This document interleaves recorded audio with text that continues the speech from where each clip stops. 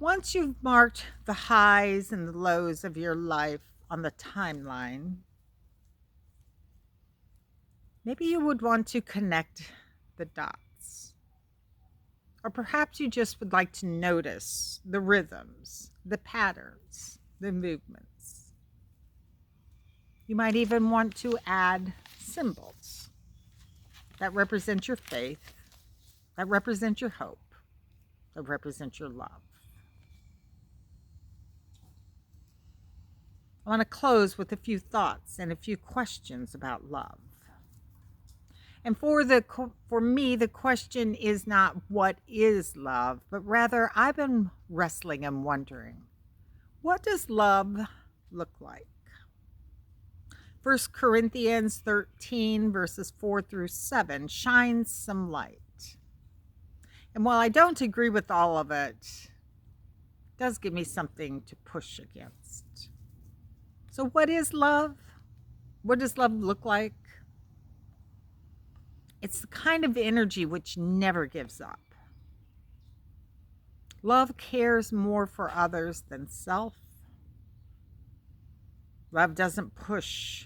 Love doesn't want what it doesn't have. That's the one I can push against. Or at least push against this translation of the verses. I think it's the message. Love doesn't want what it doesn't have, but hope does. Hope is the desire to have what you cannot see. So, like I said, something to push against. Moving on, love doesn't strut. Love doesn't have a swelled head. Love doesn't force itself on others, and love isn't always me first. The next thing on the list is love doesn't fly off the handle, and I don't know about that. My experience has revealed that sometimes love does fly off the handle. Just mess with Mama Bear's children. See what happens. A protective love will fly off the handle. I also don't agree with love doesn't put up with anything.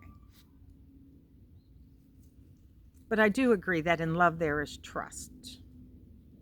And in love there is hope. And the hope is that we will always look for the best.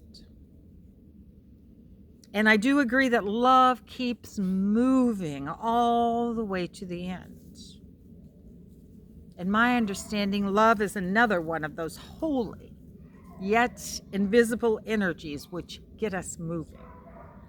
It is love which inspires us to go out and do what needs done. It is love which moves us to go and make a difference.